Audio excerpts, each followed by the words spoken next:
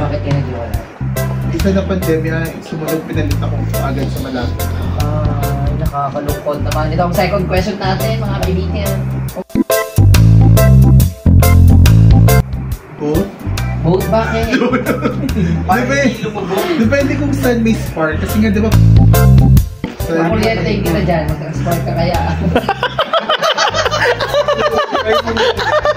Kayo yung ano, live wire.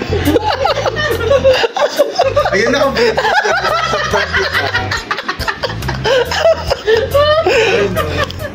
Sabi na nga ba't naka-DJ? Di ba gawa-gawa ko na? Kung ikaw ay magiging animal, ano yun at bakit unggoy? Oo, sinabi ko. Ikaw yung may... Kung ba, ano yun at bakit? Kung magiging simbolo ka ng animal or fish or kahit ano.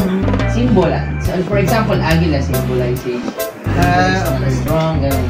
Unity, gano'n. Ano ka? Ako probably siguro butterfly. Bakit butterfly? It symbolizes fresh beginnings and inner beauty.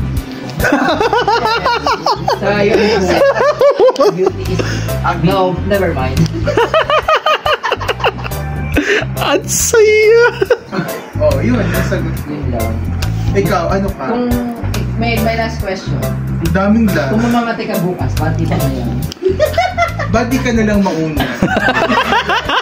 Bakit di na lang muna ikaw?